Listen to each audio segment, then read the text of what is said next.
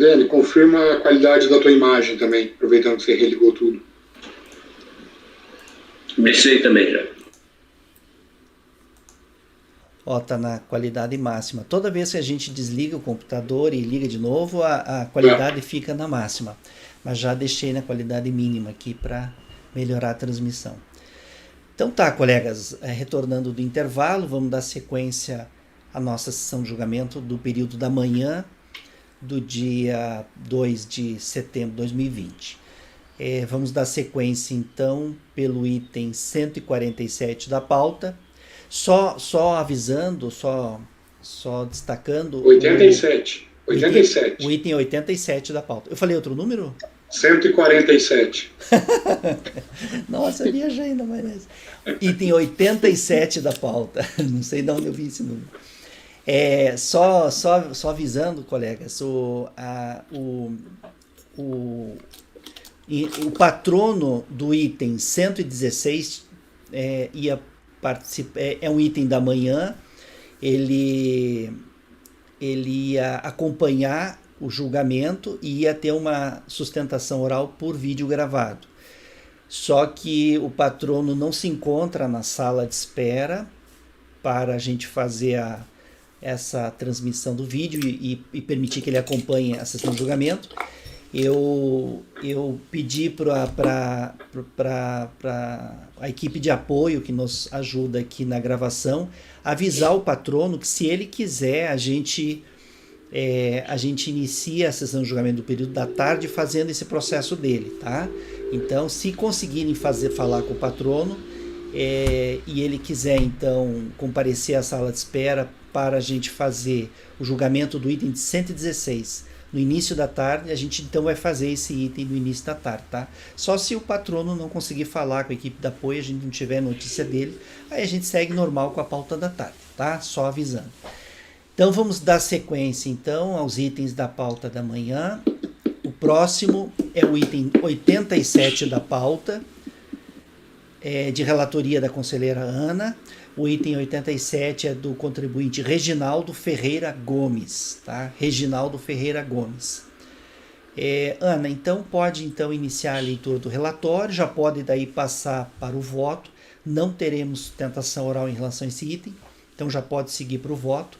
E se puder fazer um resumo, desde já a gente agradece. Pode começar. Bom, vamos lá. Esse recurso voluntário, ele foi interposto pelo presidente da Câmara Municipal de Belfort Roxo, porque ele foi autuado por uma obrigação acessória, CFL 38.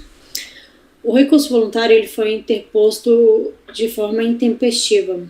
Até o prazo é bem grande da data da ciência e do recurso voluntário. A ciência ocorreu no dia 6 de setembro de 2008, folha 64, e o recurso voluntário foi no dia 24 de março de 2009. Em síntese, esse é o relatório, e aí vamos ao voto.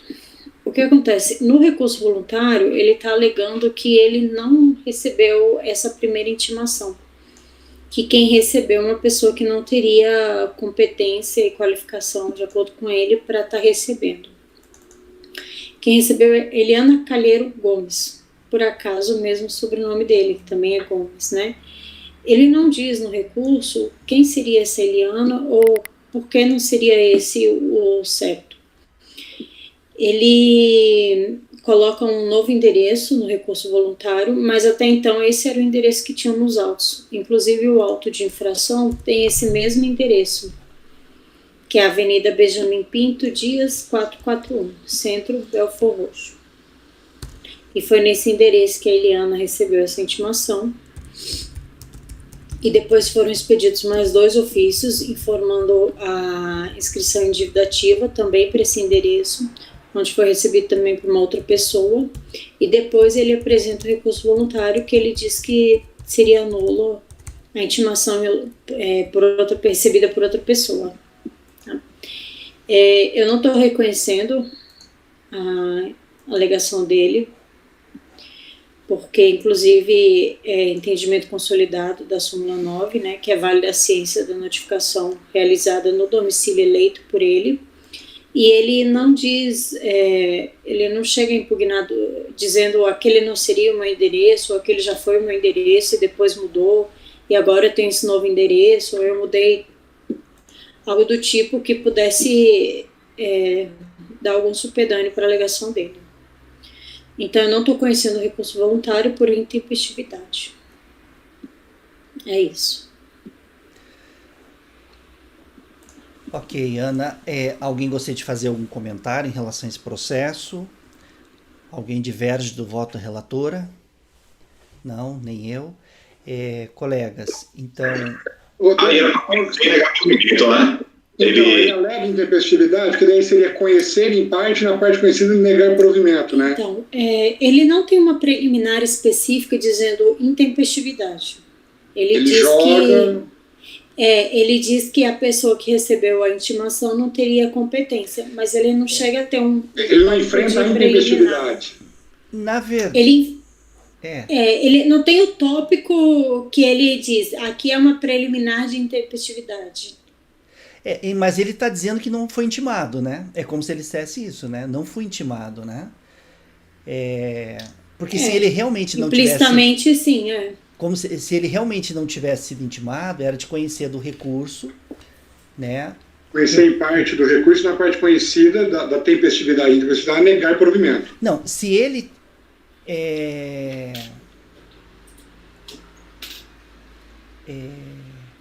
entendi o que você falou, Rafael. Nesse caso, Ana, eu acho que ele questiona a tempestividade de forma meio indireta, assim, talvez, né?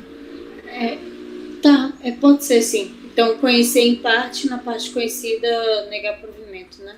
Porque quando ele fala que não foi intimado, que uma outra pessoa... Ele está alegando, eu não fui intimado, né? Então eu estou comparecendo espontaneamente. Basicamente é isso que ele está dizendo, né? Sem dizer, né? Com outras palavras. Então eu acho que seria talvez isso, né? Conhecer parcialmente, na parte conhecida, negar provimento. Seria isso, Ana? Sim. Então tá. Então beleza. Então...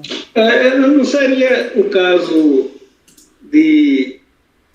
porque já que tem essa... A forma como a Ana narrou, eu entendi que houve sim uma arguição contra... Ele se resignou contra a tempestividade, está bem claro. Assim, não direto, como a Ana disse.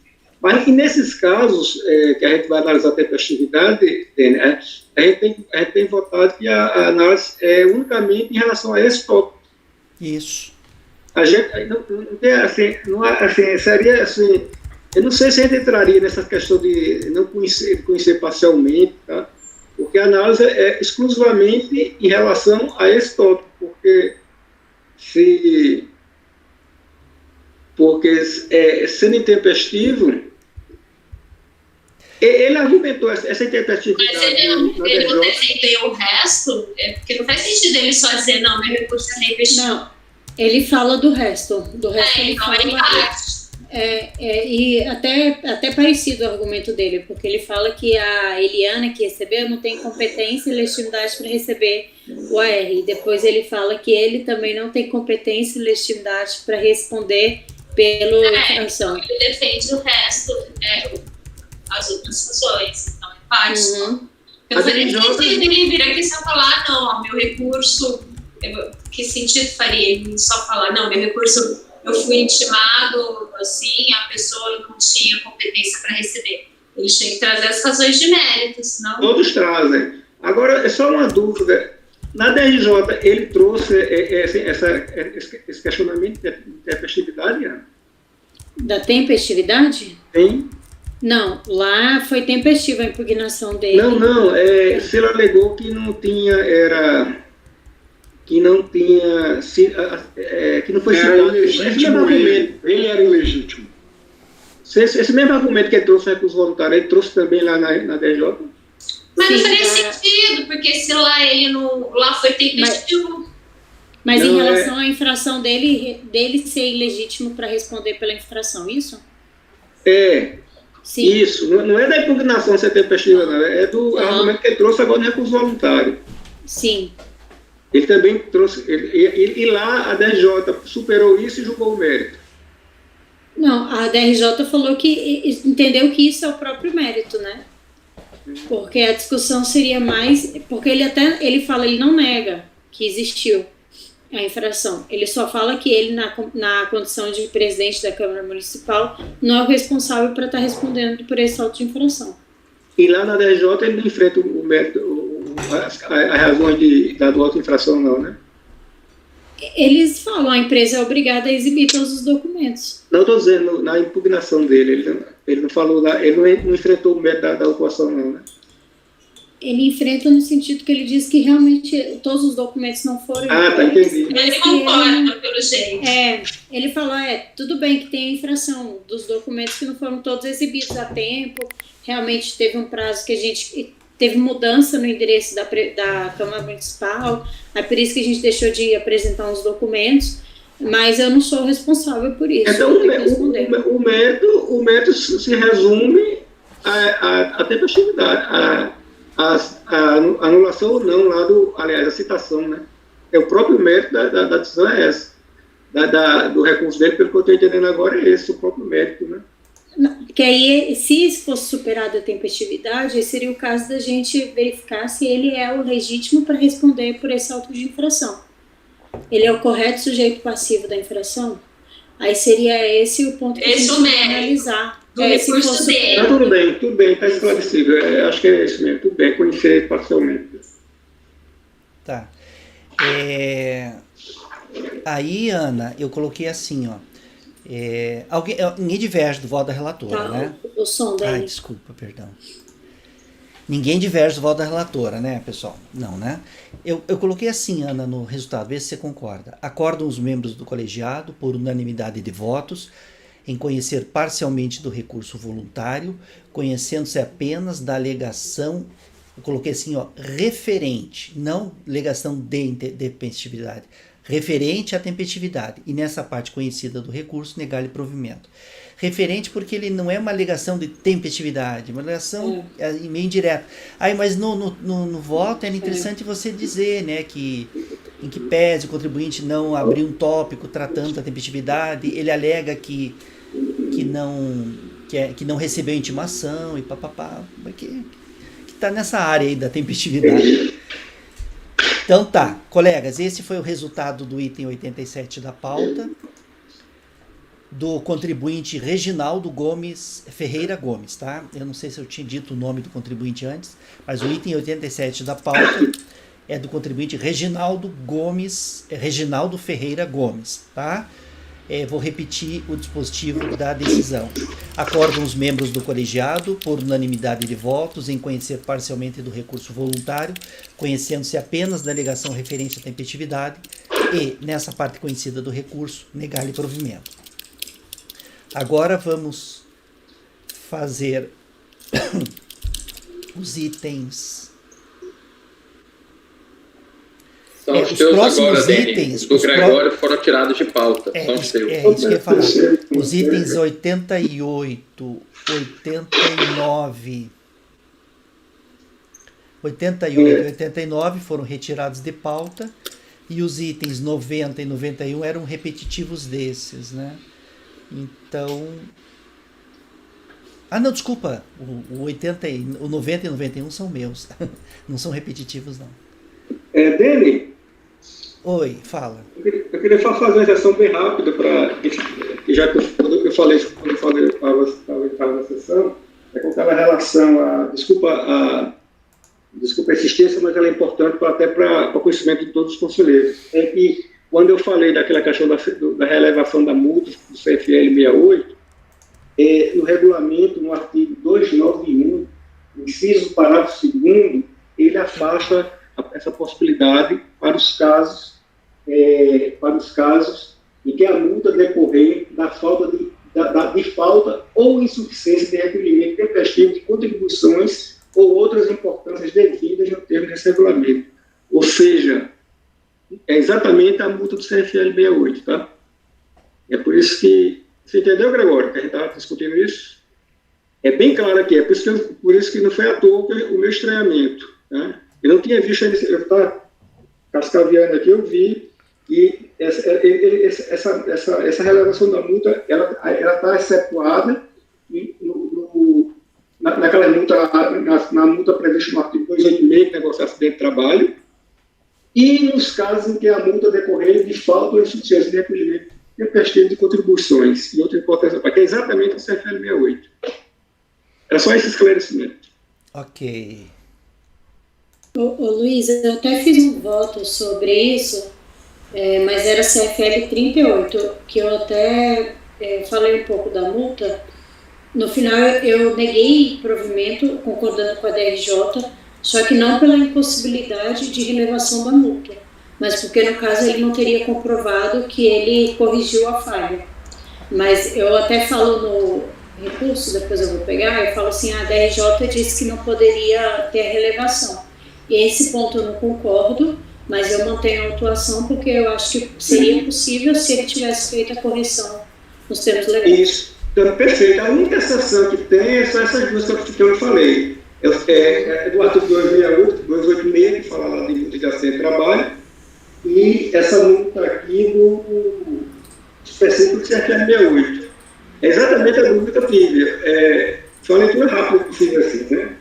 E eu estou respaldado no RPS. Exatamente. As outras multas são tranquilas. É porque elas não dizem respeito à base de cálculo, sabe? Essa CFL 68, 67, a 69, a 35, a 34, todas elas lá não tem problema nenhum. O problema é quando ela interfere na base de cálculo.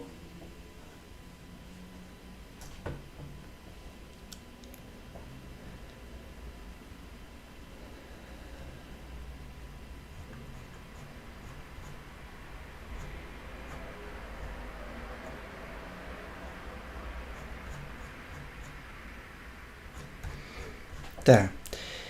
Colegas, os próximos itens da pauta são os itens 90 e 91, porque os itens 88 e 89, que são do Gregório, eles foram retirados de pauta a pedido do contribuinte, né? A pedido do patrono ou do contribuinte.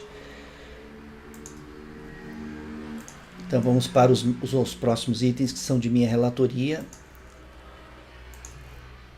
Eu até já fiz faz um tempo esses processos aqui, eu não tive tempo de dar uma revisada neles, mas vamos lá. Item 90, os dois itens, da pauta 90 e 91, são da contribuinte Organizações Santa Emília Limitada, tá? Itens 90 e 91. Deixa eu ver aqui se... Eu vou tentar fazer uma resumida no relatório. Ambos tratam de contribuições sociais previdenciárias. O primeiro aqui, o item 90, ele trata de notificação fiscal de lançamento de débito no valor de R$ 22.680,24, relativa a diferenças de contribuições sociais previdenciárias dos segurados da empresa para financiamento dos benefícios concedidos em razão do grau de incidência de capacidade laborativa decorrente dos riscos ambientais do trabalho e para terceiros, outras entidades, apuradas entre os valores com base nos fatos geradores decorrentes de pagamento a segurados empregados, a contribuintes individuais, inclusive de frete, aquisição de produto rural, de pessoa física e aqueles recolhidos, assim como das compensações feitas pela empresa sem informação na GFIP ou qualquer outra, salário maternidade e não computado na base de cálculo e de acréscimos legais recolhidos a menor relacionados às rubricas com a origem da base de cálculo e sua incidência.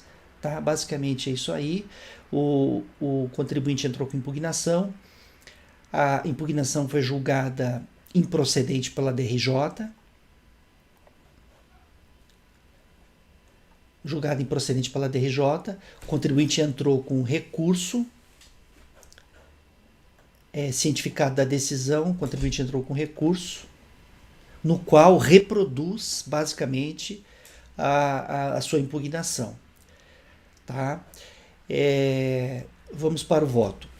O recurso voluntário é tempestivo e atende aos demais requisitos de admissibilidade, assim dele conheço. Da alegada decadência.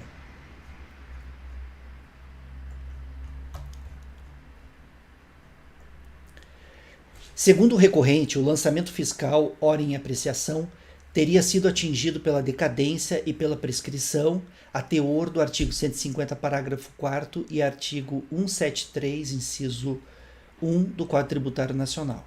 Pois bem, vejamos inicialmente o que restou consignado na decisão recorrida.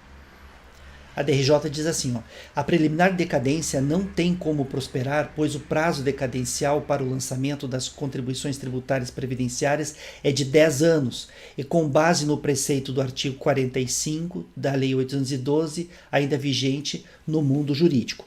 Vejam, a DRJ não afastou parte do lançamento por causa da decadência, porque na época do julgamento pela decisão para instância, o prazo decadencial ainda era de 10 anos, tá?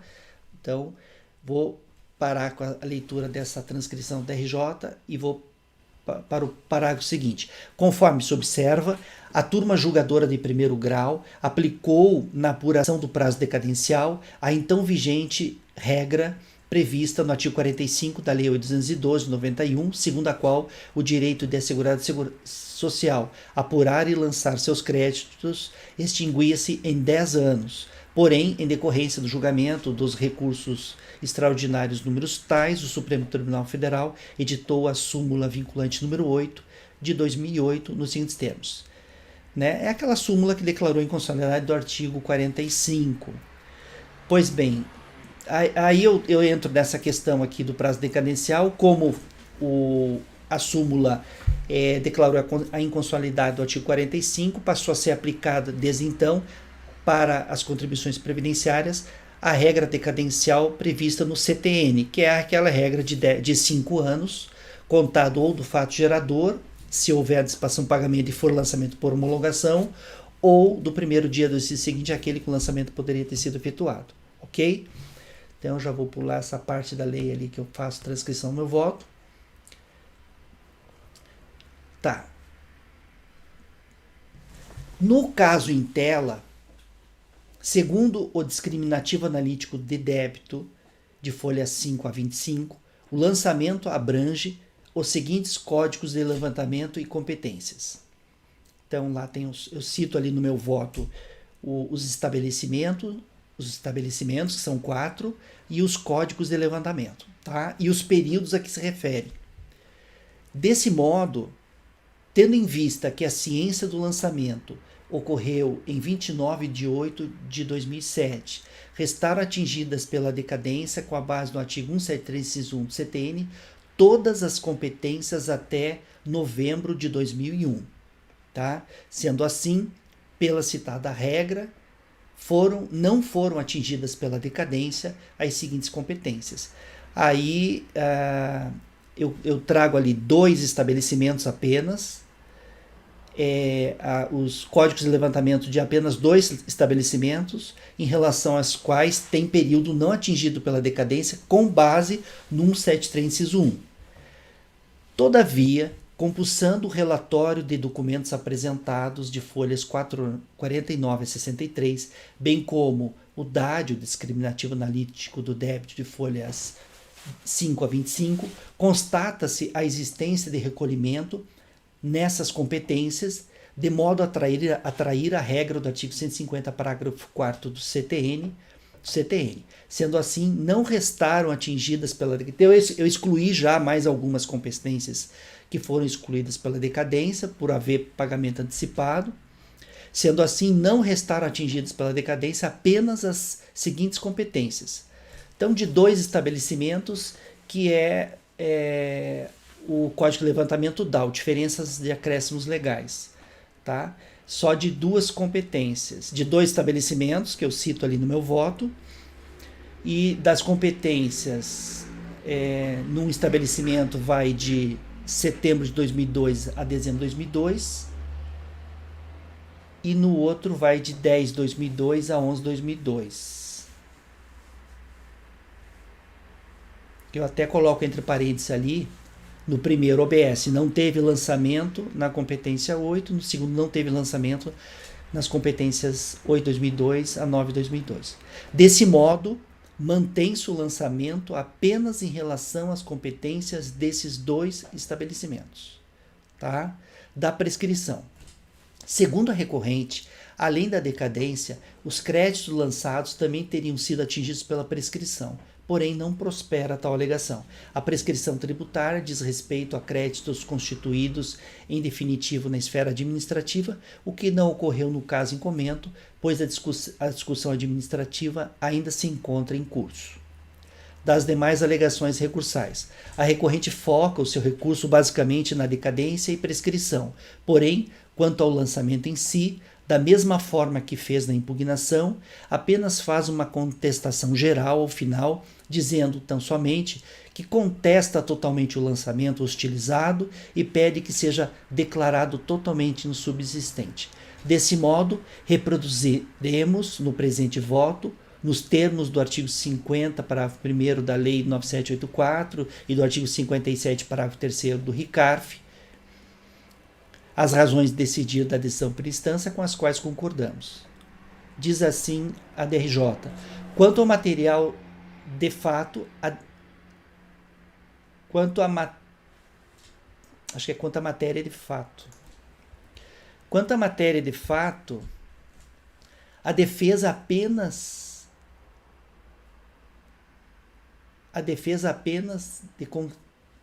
eu tenho que ver aqui, isso aqui é aquelas transcrições que às vezes não vem o texto bem certinho, eu vou dar uma corrigida, tá? Eu vou ler como tá aqui, gente. Depois eu dou uma corrigida na redação, é na hora da transcrição.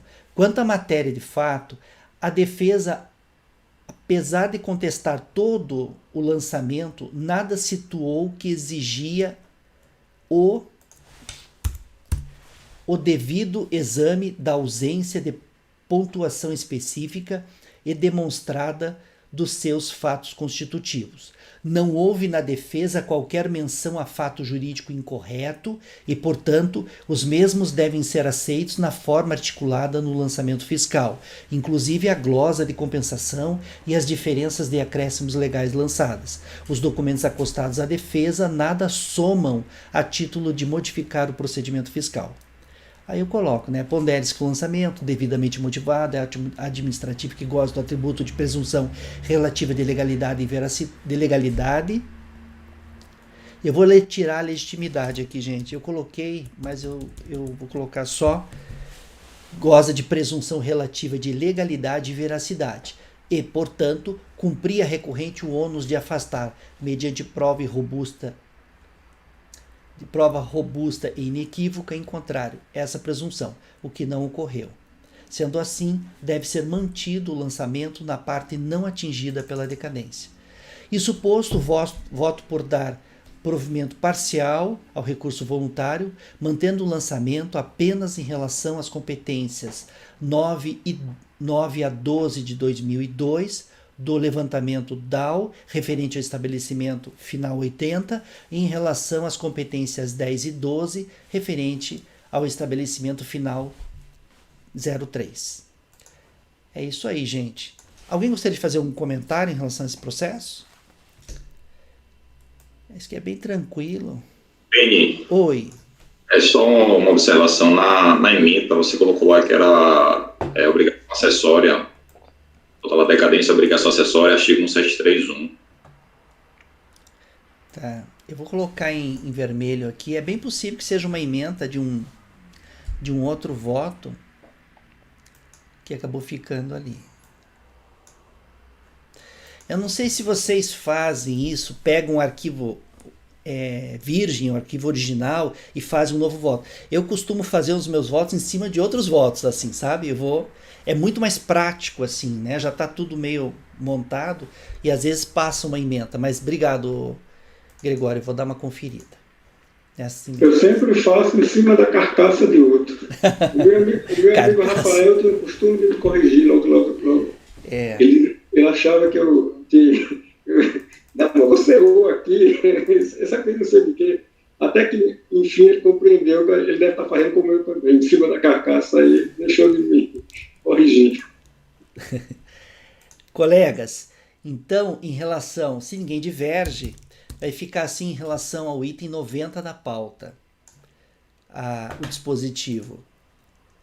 Acordam os membros do colegiado, por unanimidade de votos, em dar provimento parcial ao recurso voluntário, mantendo o lançamento apenas em relação às competências 9 de 2002, da 12 de 2002, do levantamento do DAO, referente ao estabelecimento final 80, e em relação às competências 10 de 2002 e 11 de 2002, referente ao estabelecimento 03.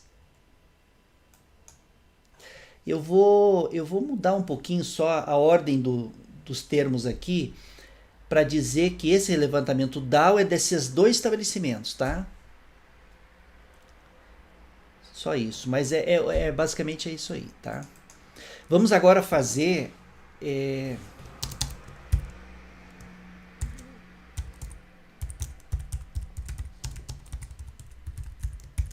Tá. Só coloquei uma observação. Que eu vou dar uma... Você fez o 90, foi, Dani? Eu fiz o 90, esse foi o item 90. Esse 90 ainda é a mesma coisa? Eu não lembro, faz tempinho já. É um IOA, ele deve ser um IOA, né? Deixa eu ver. É SFL 68. Deixa eu Olha ver aí. aqui. IOA. Se você manteve lá, não precisa nem ler esse voto, né? Deixa eu ver aqui, só um instante.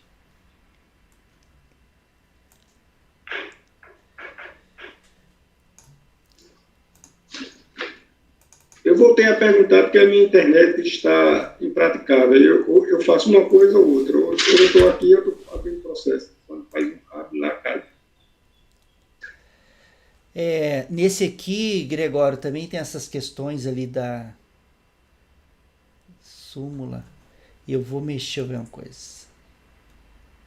Tá, vamos lá pro voto, colegas. Eu vou direto pro voto, tá? Direto pro voto. Nesse caso aqui, a DRJ também julgou improcedente a impugnação. E eu vou direto para o voto. Recurso voluntário é tempestivo e atende aos demais requisitos. O contribuinte alega também decadência e prescrição. Da mesma forma que eu fiz no outro voto, eu transcrevo a decisão da DRJ. Aí...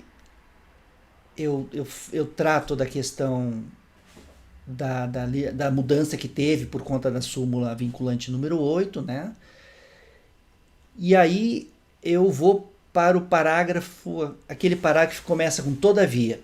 Todavia, o presente processo trata de multa lançada de ofício por descumprimento de obrigação acessória, em razão da empresa ter apresentado GFIP com dados não correspondentes aos fatos geradores e todas as contribuições previdenciárias no período de janeiro de 99 a setembro de 2002. Logo, uma vez que se trata de lançamento por homologação, aplica-se a regra geral para a decadência.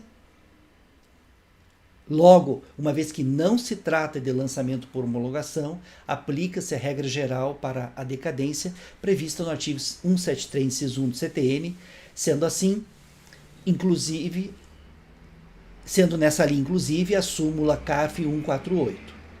Portanto, tendo em vista que a ciência do lançamento ocorreu em 29 de 8 de 2007, restaram atingidas pela decadência as competências até 11 de 2001, inclusive, devendo, pois, ser cancelado o lançamento em relação a essas competências.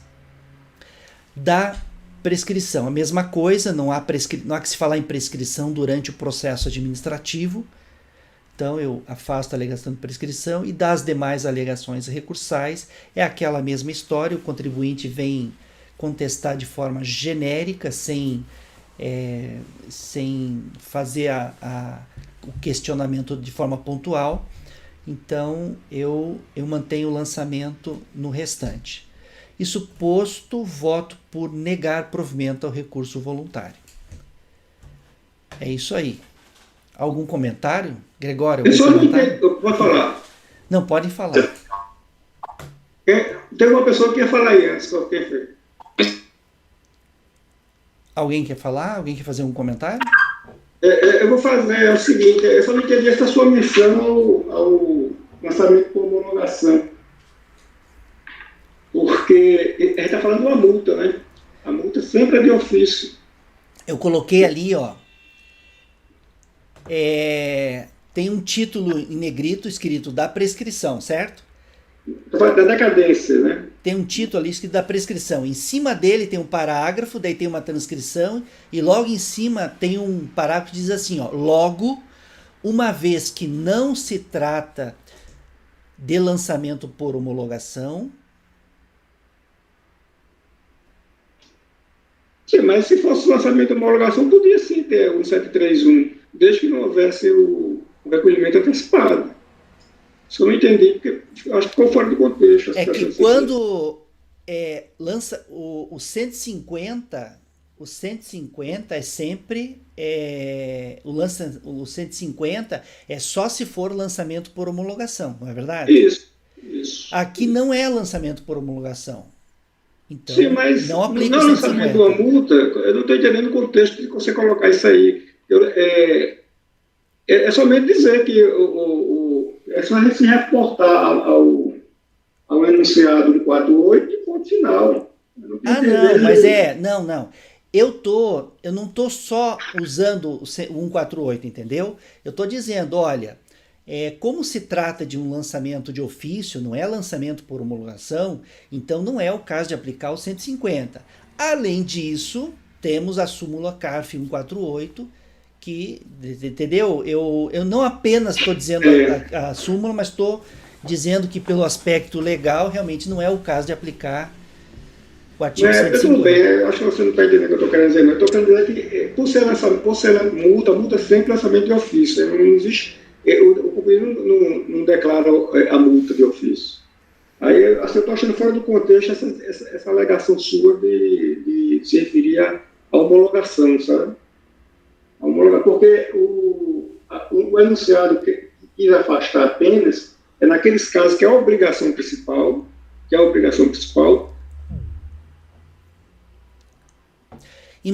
O Luiz saiu, né? Esperar o Luiz voltar.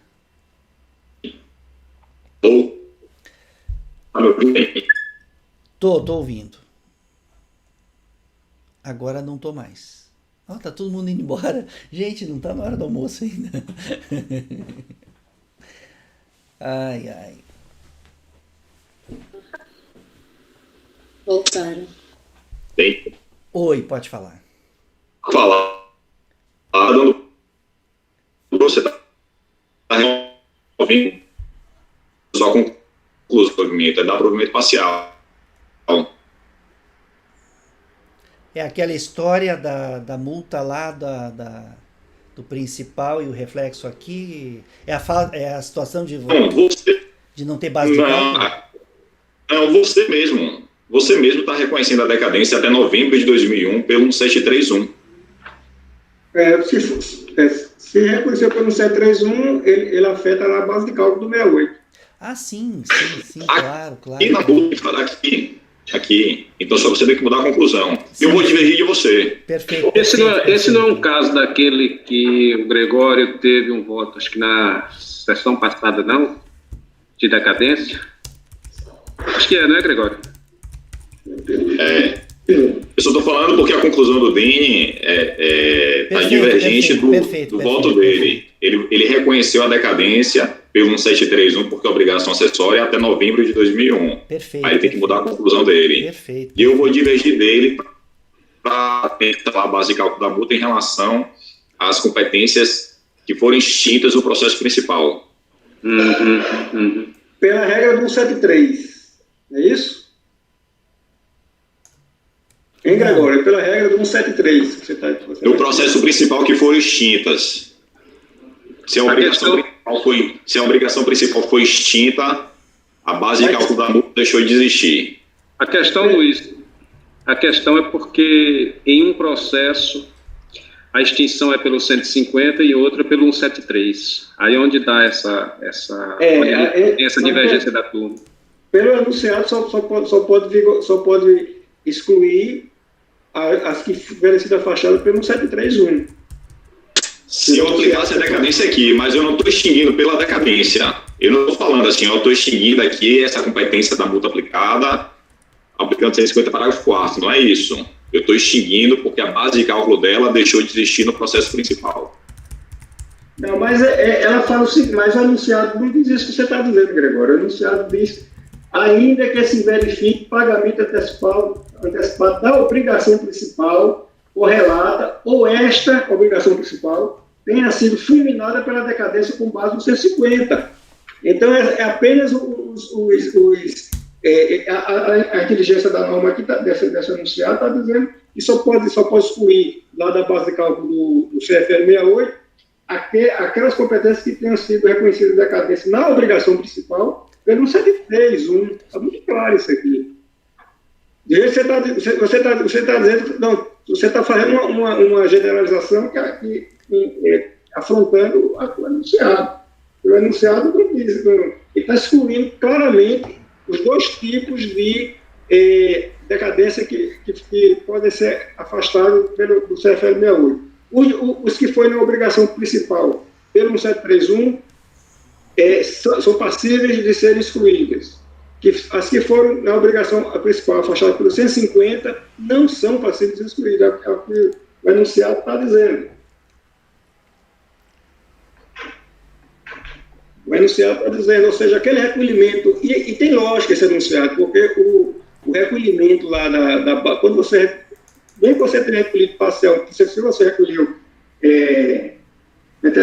se houve o recolhimento antecipado da obrigação, ainda que tenha você recolheu lá, na verdade, você não corrigiu você não corrigiu o fato de não ter declarado aquelas obrigações. Eu me lembro dessa discussão, se você trouxe essa discussão no outro processo, eu até falei, acho que você até ficou dizendo, não, mas eu não estou infringindo o enunciado. Mas agora, naquele momento, eu não entendi bem o que você está dizendo, agora eu estou entendendo com muita clareza. O enunciado é muito claro, a gente só pode afastar da base de cálculo do CFL 68 apenas as competências que foram afastadas na obrigação principal pela regra do 731. É o que a norma está dizendo. No caso de múltiplo descobrimento de obrigação acessória, a aferição da decadência sempre será com base no 731, ainda que esse verifique pagamento antecipado da obrigação principal correlata ou esta tenha sido fulminada pela decadência com base no 150. Parágrafo 4, certo? Quer dizer, mesmo que haja pagamento da obrigação principal, pagamento antecipado da obrigação principal, ou que tenha havido decadência, é inoperante para afastar da base de cálculo. É só se na obrigação principal foi afastado por decadência do 103.1. Aí você tira da base de cálculo do CFL 68. É isso que está dizendo aqui, o enunciado. Não é outro, é isso aqui. É porque esse enunciado, esse CFL 68, ele é muito melindroso, sabe? Ele traz grande repercussão no contexto do custeio da Previdência Social. Por isso que ele tem essa regra que afasta isso aqui, ele tem uma série de exceções que não existem nas outras, que não existem nas outras penalidades. É como eu acabei de dizer, nem relevação de multa ele permite. Nem relevação de multa ele permite. Certo? Eu acho que lê direitinho, você é mestre em identificar o racional dos dispositivos, leia direitinho que você vai entender como é que eu estou dizendo. Você já falou isso da outra vez, eu não entendi bem quando você falou, mas agora eu estou compreendendo exatamente o que você está querendo dizer. Tá, viu, Gregório, você tem toda a razão ali com relação à conclusão, tá? Eu já arrumei aqui a conclusão. Eu sempre reviso esses meus votos antes de trazer para a sessão, sabe? Mas esses últimos dias agora, a minha vida aqui tá tão atribulada, com muita coisa, tô com milhões de votos para fazer processo e outras embargos, um monte de coisa para fazer. Esses votos aqui eu acabei não fazendo uma revisão antes de trazer para a sessão e de fato ficou essa situação aqui na conclusão. Mas eu arrumei e ficou assim, ó, Gregório. Isso posto, voto por dar provimento parcial ao recurso voluntário, cancelando a multa referente às competências até 11 de 2001, inclusive. Ok? Essa é a minha conclusão. Mas daí você vai manter a tua divergência, né, Gregório? Você vai cancelar a multa em relação àquelas outras competências que foram canceladas na obrigação principal por conta do 150, isso? Por falta de base de cálculo aqui, né? Luiz chamou a atenção aqui para essa parte final da súmula, do enunciado, súmula 148, ou esta tenha sido fulminada pela decadência com base no 150, parágrafo 4º. Esta é a obrigação principal. Confesso que eu nunca tinha parado para atentar para essa parte final do enunciado. O problema é que cancelar a multa quando não tem base de cálculo, eu entendo, primeiro, que o valor lá do principal cancelado não é base de cálculo essa multa. É valor de referência. Base de cálculo. É base de cálculo. Mas o fato de você cancelar lá por decadência não deixa de existir esse valor de referência. É extinção do tributário. Porque a multa de 75%, essa sim, a base de cálculo dela é o principal. Se o principal desaparece por decadência, não tem como calcular a multa de 75%. Mas a multa por descumprimento de obrigação acessória é aquele valor do principal. Independente se foi cancelado por decadência lá, é aquele valor. E outra, se entender que o cancelamento daquela multa pelo 150 extingue a base de cálculo dessa multa, você tem que concordar. É tornar letra morta essa súmula. Ela deixa de ter função, entendeu? É tornar letra morta essa súmula. Ela não tem aplicação nesse caso de GFIP aqui, né? Então... Dene, eu vou discordar de você, porque essa é a única penalidade que tem conexão direta com a base de cálculo. Depende. Em qual situação a multa da GFIP é cancelada? Quando é cancelada a multa da obrigação principal? Quando a autoridade julgadora entende que aquela obrigação principal que não ocorreu o fato gerador, entendeu? Aquela verba que a fiscalização entendeu que deveria ter estado em GFIP, o órgão julgador entende que não, aquilo ali não era base de cálculo. Se não era base de cálculo, é cancelada a obrigação principal, não havia por que o contribuinte informar aquilo em GFIP, ele não descumpriu uma obrigação acessória. Aí, nesse caso específico, cancela a obrigação principal e cancela a obrigação acessória não porque não tem base de cálculo, porque ele não descumpriu uma obrigação acessória, entendeu? É por isso que cancela, porque não descumpriu uma obrigação acessória. Agora, quando cancela lá pelo 150, porque decaiu, não deixa de ter o valor de referência para cálculo da multa, se ela não restou atingida pela decadência.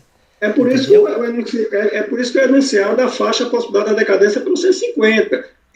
Mas se foi pelo 1731, a fiscalização sequer podia ter pedido qualquer informação dele no período decaído. Porque morreu, não se fala mais do período decaído. Nada do período decaído. Se o fiscal, no momento do lançamento, ele está lá fiscalizando, né, a empresa, aí ele vai fazer o lançamento, vai apurar a contribuição devida, vai fazer o lançamento. Se ele, no momento do lançamento, já tivesse identificado que até determinada competência está decaído pelo 150, parágrafo 4º, sequer teria base de cálculo para a aplicação dessa multa. Mas ele não deixou de cumprir a obrigação, ele não deixou de descumprir a obrigação acessória. Ele descumpriu a obrigação acessória e está no prazo para lavrar a multa por descumprimento da obrigação acessória. Entendeu? Na verdade, aquele valor não tem lógica, Gregório. Desculpa, mas não vejo lógica. Mas esse raciocínio de Gregório, ele tem uma certa pertinência, sabe? Mas eu estou vendo aqui que a inteligência aqui do enunciado é evitar aqueles casos em que ele descumpriu a legislação presidenciária e recolheu só parcialmente, entendeu? Se ele recolheu, dessa sua lógica, se ele recolheu só parcialmente, e aqueles fatos geradores que ele deixou de recolher, vão decair? Não, porque ele continua descumprindo em relação àqueles que ele não em relação àqueles que ele deixou de recolher. esse enunciado aqui tem um sentido protetivo. Eu entendo perfeitamente o que ele está dizendo aqui. Ele diz, olha, ele está dizendo que, tanto que ele fala, e verifique o pagamento antecipado das obrigações principais correlatas, ou esta tenha sido fulminada pela decadência com base no artigo 154. Ele não diz aqui se foi parcial ou foi integral, ele deixou genérico, tá certo? Mas eu entendo aqui que o que ele está querendo, o objetivo dele aqui mesmo foi evitar aqueles casos em que o cara, em que o pagamento parcial e que a obrigação principal ficou inadimplida, ela continua caracterizando que houve que os sócios geradores não foram todos informados, a infração continua viva. Agora, essa lógica do Denner, eu discordo, porque não é valor de referência, é base de cálculo pura e simples. Ele é calculado em cima da obrigação principal. E nos casos em que ela foi afastada lá na principal pelo 731, não existe mais base de cálculo nenhuma. Porque a fiscalização não podia nem pedir os livros, não podia nem exigir mais os documentos. Como é que tem base de cálculo? E se foi pelo 150?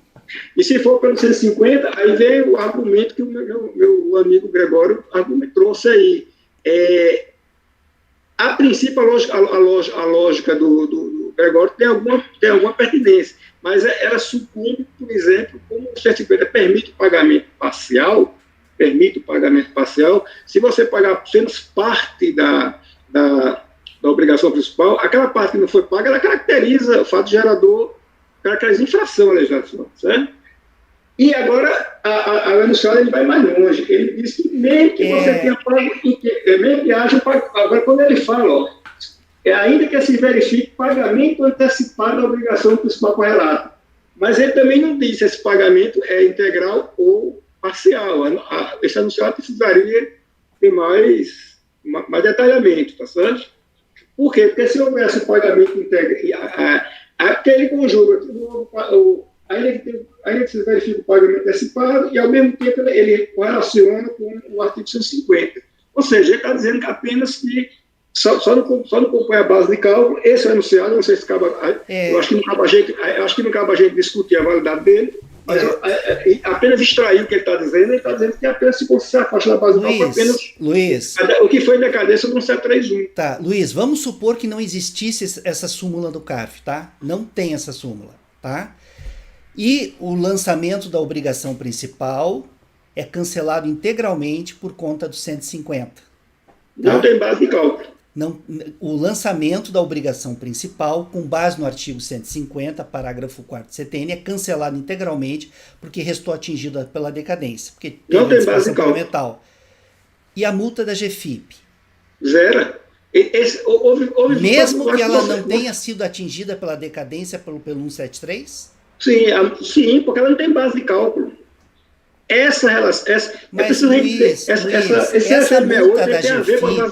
Essa multa da GFIP não é como a multa de 75% lá de ofício, que é atrelada umbilicalmente à obrigação principal. Não é como aquela multa, é diferente. Essa é uma multa por descumprimento de obrigação acessória. Mas com base em quê? Lançada de ofício, não com base nas contribuições dele. Lançada de ofício, não. Então, como é que você faz o cálculo da multa? Esse é o ponto. Isso. Aquele valor não deixa de... aquele valor não desaparece do mundo, como se nunca tivesse existido. Não, aquele valor, por isso que eu digo, é um valor de referência. A obrigação acessória foi descumprida, a multa tem que ser lavrada. Não está decadente porque se aplica um 73, ela tem que ser aplicada. Qual que é o valor? É o valor daquela base da contribuição que deixou de ser informada na GFIP. Não importa se foi cancelada lá no principal por decadência. Olha, esse enunciado de súmula, ele passou nisso porque você não estava ainda na turma, não sei se Gregório e a Mas Renata sempre foi assim. Esse enunciado de súmula vem apenas dizer o que já vinha sendo feito sempre. Nem sempre foi assim. Esse enunciado ele surgiu, o embrião dele foi várias decisões nas câmaras baixas, não foi só na nossa turma, foram várias,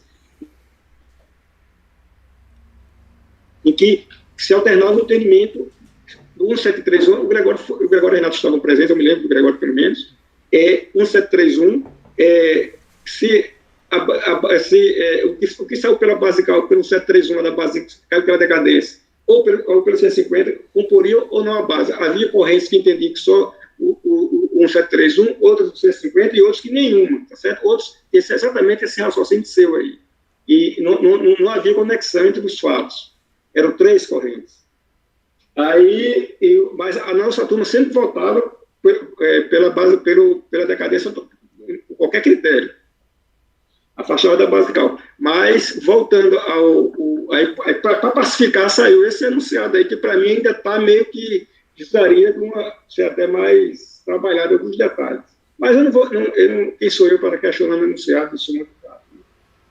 Mas a base de cálculo dele é sempre, essa é a única, é o único CFL que tem vinculação direta com a base, com o principal, é o único que é atrelado. É o único que é atrelado, é essa daqui.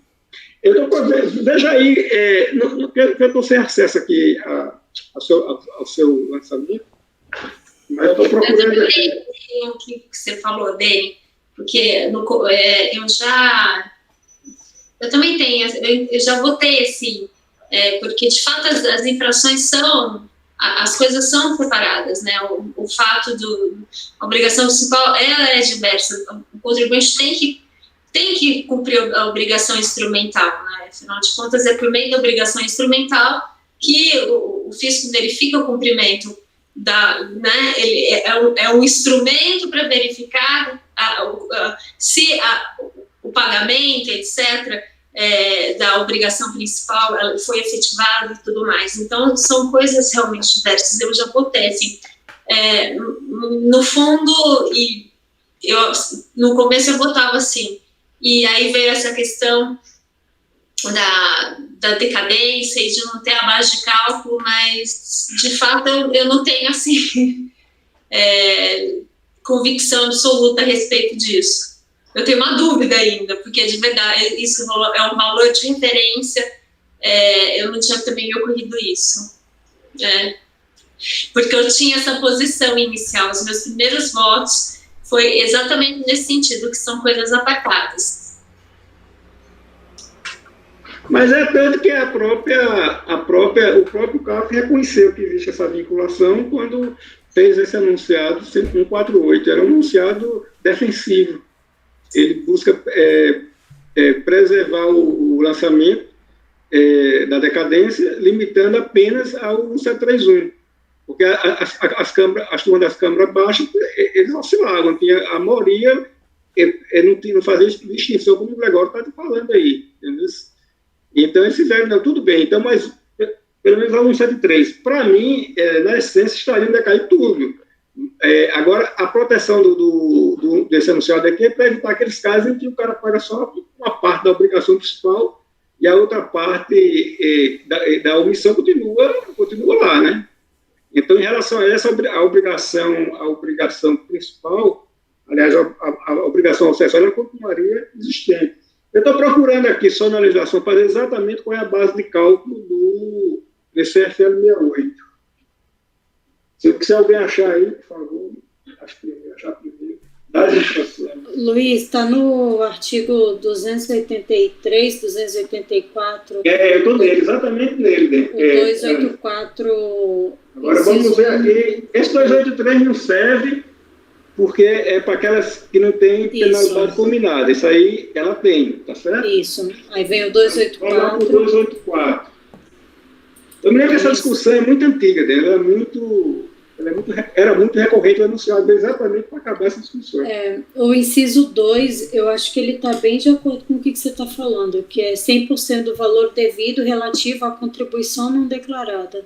O que é isso? Deixa de ter, né? Isso é básico. Você falou, Luiz? 148?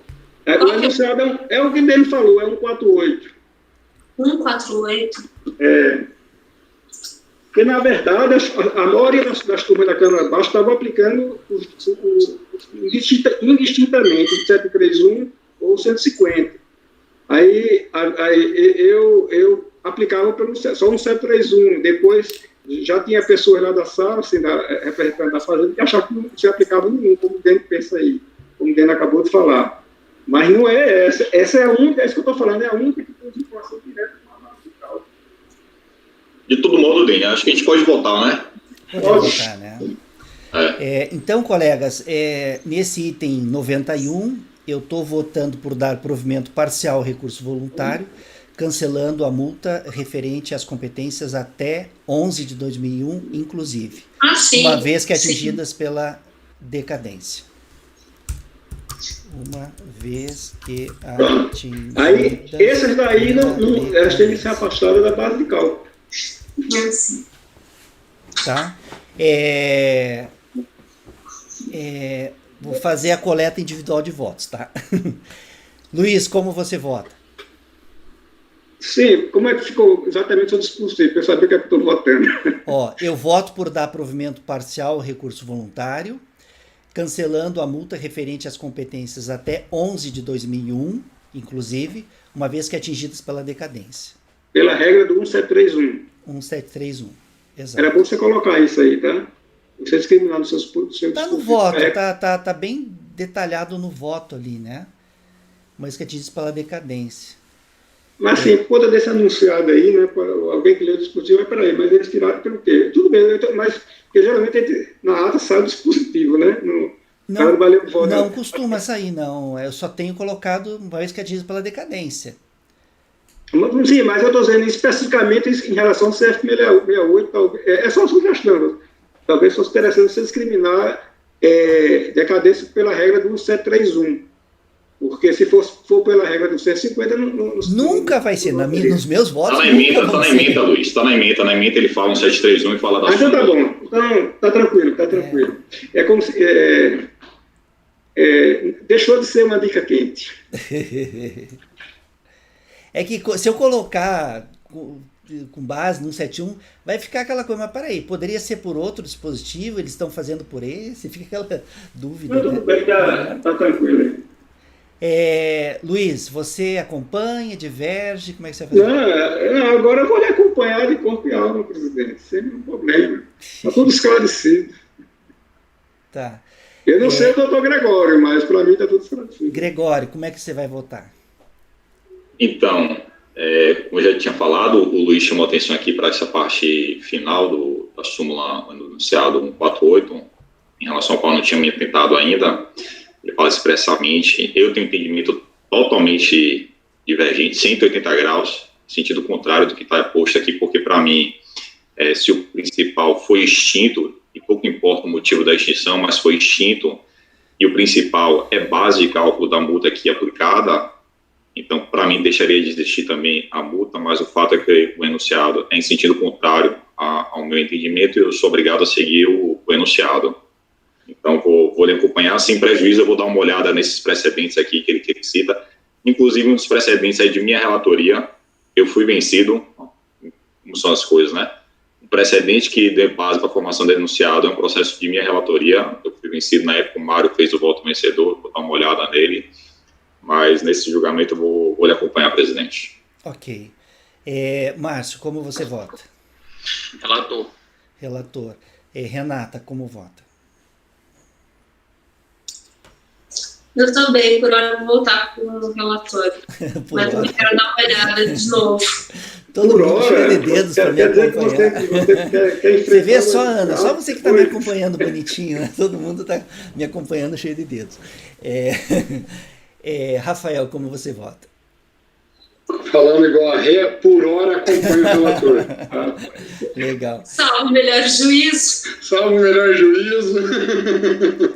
Brincadeira, mas eu concordei com a colocação. É que eu cheguei votando assim. Se vocês viram os primeiros votos, ele era nesse sentido. Aí eu dei uma mudada, mas fui convencida pela voz, que no início era do João, né? O João que veio com essa história.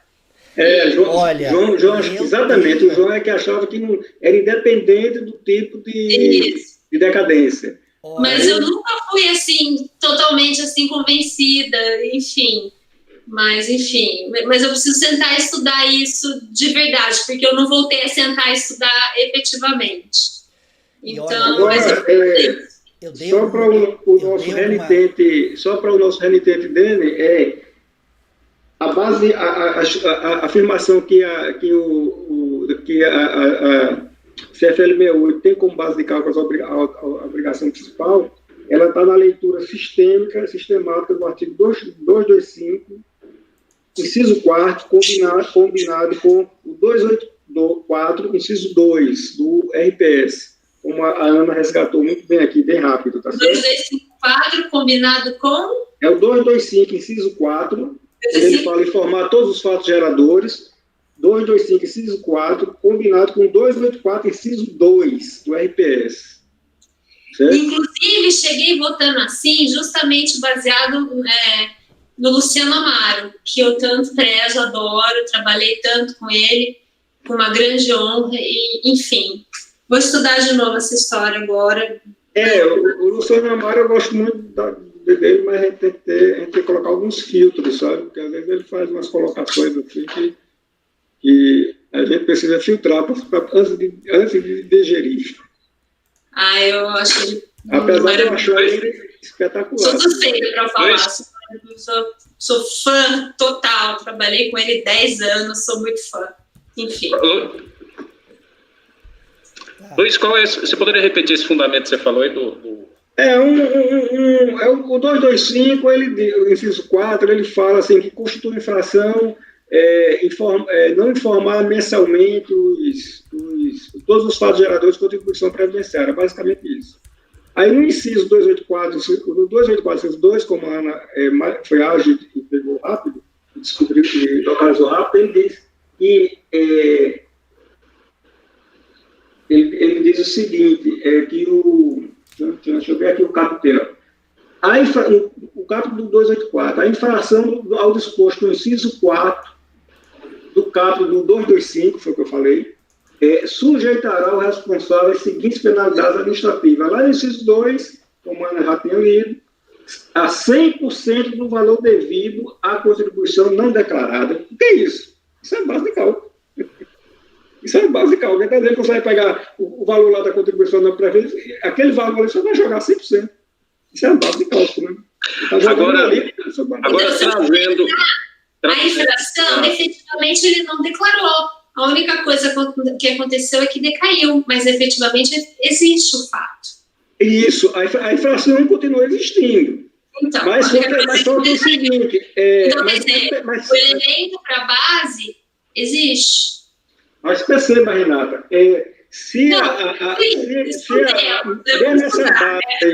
mesmo essa base ela não tem ocorrido, mas se ela está dentro, já transcorreu o lustro decadencial, o fiscal não vai poder mais pegar nada, a Receita não pode mais pegar nada nos 5 anos, nada. É como se fosse passou uma borracha. O que ele fez ou deixou. Porque se você pensar assim, vai ficar de eterno.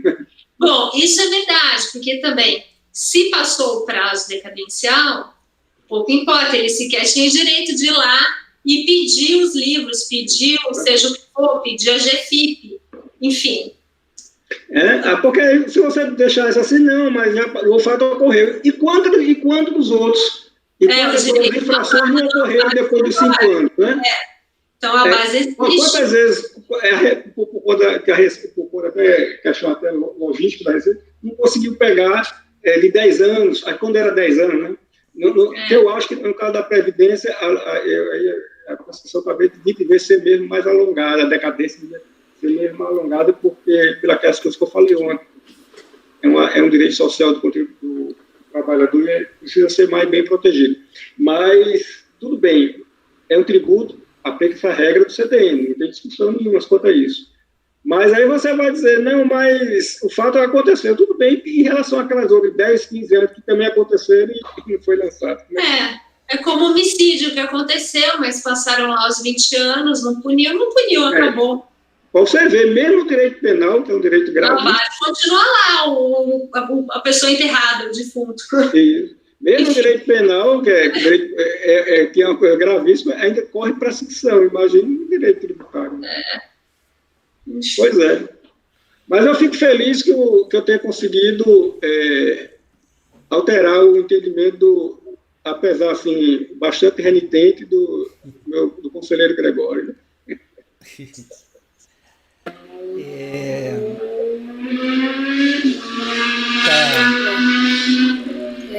Eu vou acompanhar. Acho que eu não perguntei, Ana, do Francisco, eu não perguntei para você ainda, né? Francisco, como você vota? Já falo com você, Ana. Eu acompanho. Acompanha o relator. Ana, como você vota? Eu vou acompanhar mais pensando igual o Gregório, razão da súmula, que acho que tem que ter uma outra fundamentação aí para estar superando o que diz a súmula, e também pensando nos efeitos da decadência em si, que eu estudei um pouco da unicidade, se haveria ou não dos efeitos, que o código, o CTN não é expresso. Então, eu vi que tinha alguns doutrinadores que aplicavam por analogia e outros não, a mesma unicidade que haveria para o pagamento para quando existiria uma decadência, que foi aquele meu processo da Petrobras, que uma das solidárias foi reconhecida a decadência, e a Petrobras pedia que fosse reconhecida ela, já que a decadência seria um instituto único e apagaria tudo ali. Então, eu até fiquei vencida, né? A gente não chegou a terminar o voto, mas eu fiquei vencida porque eu dizia que o efeito da solidariedade da decadência seria único. E aqui teria uma razão de decidir parecida, mas como tem a súmula e não tem o voto pronto, eu acompanho. Tá joia, então. Então, colegas, em relação ao item...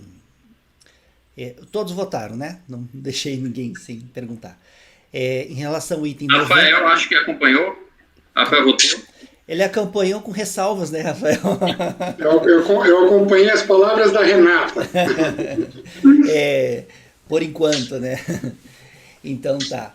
Em relação, colegas, ao item 91 da pauta, da contribuinte Organizações Santa Emília, ficou assim o resultado. Acordam os membros do colegiado, por unanimidade de votos, em dar provimento parcial ao recurso voluntário, cancelando-se a multa referente às competências até 11 de 2001, inclusive, uma vez que atingidas pela decadência. E aí no meu voto está bem explicadinho, que eu falo da súmula, falo do 173, né? Tá. Eu tenho um processo de 5 parágrafos para acabar amanhã. Eu começo e termino amanhã. Que é o próximo, 92. É um processo rápido? 5 parágrafos.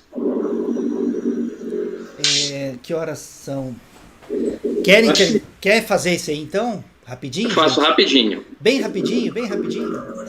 Então, colegas, vamos terminar esse então do Márcio, mas tem que ser jogo rápido, Márcio, que já está no horário. Deixa eu pegar aqui.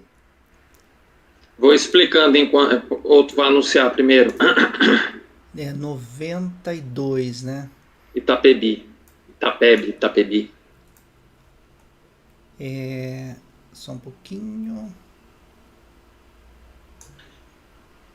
Vou contextualizar para a turma enquanto isso. É um CFL 38, ou seja, descumprimento de apresentação de documentos requeridos pela autoridade tributária. Basicamente é isso. É um caso de decadência, bastante claro.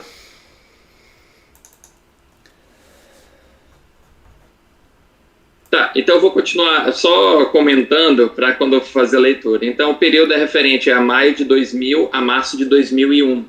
E o lançamento foi aperfeiçoado em 29 de novembro de 2007. Então, não precisa nem fazer muita conta para perceber a decadência do direito de lançar. E aí eu dou provimento ao recurso voluntário cancelando o lançamento pela decadência. Eu disse que era rápido. Tá.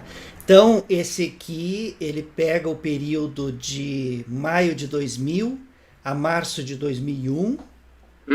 2001 acabaria o lançamento pela regra do 173 e em 12 de 2006. 31 de 12 de 2006. Primeiro dia do exercício seguinte, 2002, 2003, 2004, 2005, 2006. E ele lançou em 2007. Foi quando, Márcio? 29 de novembro de 2007 o lançamento. Muito longe, muito longe. Mas e 2000, por que tem 2002 aqui na emenda? Se tiver na emenda, eu devo ter digitado errado. É porque eu botei exercício. Ele deve Foi ter só copiado ele. de outro aí também. Deve ter copiado. Exercício não existe dentro do conceito de previdência, né? Período de apuração. 2, 3, 4, 5, 6. Obrigado, Ana. Vou corrigir logo. É um brigadeiro, tá? Por cada dica quente.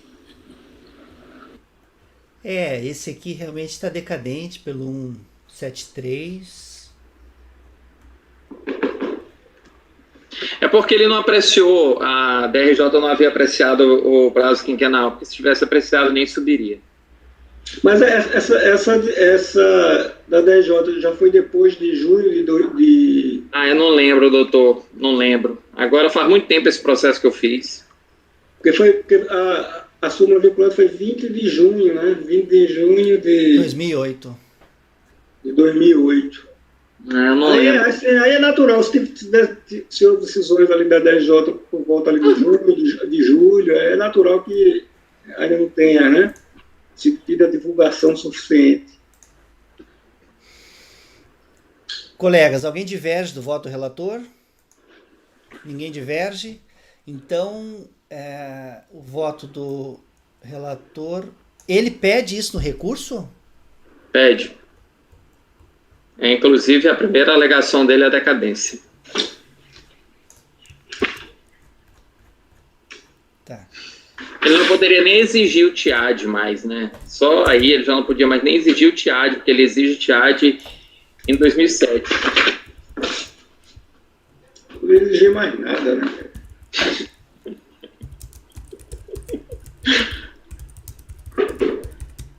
É legal que eu comecei e terminei a sessão, me sinto bem assim. Eu tenho um processinho aqui de livro caixa, não dá nem meia hora. Querem fazer agora? Não, acho que agora não dá. Mas ele falou de brincadeira, não dá nem meia hora. É porque eu tinha um outro, Denis. O Franco Luiz, com essas meia hora dele, vou dizer. Tinha um outro que era de parcelamento, mas ele está lá na frente na pauta. É um não conhecimento com questão de parcelamento. Depois a gente vê ele, então. Se for o caso, né, a gente volta. Colegas, então, em relação ao item 92 da pauta do contribuinte Itapebi Geração de Energia S.A., tá repetindo, item 92, de relatoria do conselheiro Márcio, o contribuinte é Itapebi Geração de Energia S.A., ficou assim o resultado. Acordam os membros do colegiado, por unanimidade de votos, em dar provimento ao recurso voluntário, aí eu vou complementar, cancelando-se integralmente o crédito lançado, uma vez que é atingido pela decadência. Tá? Então ficou assim. Perfeito, colegas? O Gregório está pensativo ali. Então tá, colegas. Estou pensando aqui na súmula 148, sabia? Já me arrependi de ter lhe acompanhado, mas vamos lá. Porque essa súmula, ela fala de aferição da decadência, ainda que ela tenha essa observação no final, e o principal ter caído pelo 150 pelo parágrafo 4º, ela fala de aferição da decadência no caso de multa por descumprimento de obrigação acessória. E eu, quando voto do jeito que eu voto, eu não estou ferindo decadência na obrigação acessória. Certo. Eu estou extinguindo ela porque o principal caiu lá, porque a base de cálculo caiu lá no principal. Eu não estou oferindo decadência aqui na obrigação acessória. Mas na parte final ele diz que ainda que tenha havido o pagamento dado na obrigação principal. Mas a parte final se refere à aferição de decadência nos processos de descumprimento de obrigação acessória, e eu não estou oferindo decadência. Mas é como eu disse, Gregório, essa norma, você extrai várias interpretações. Vamos encerrar a sessão e depois continua o debate, né, presidente? Tá certo, a redação dela... Tá certo. Não, colegas, então tá, vamos encerrar então a nossa sessão de julgamento do período da manhã, e daqui 1 hora a gente retorna então para a sessão de julgamento do período da tarde, ok? Um bom almoço a todos. Já encerrei a gravação. Francisco pode encerrar também a gravação. A gente volta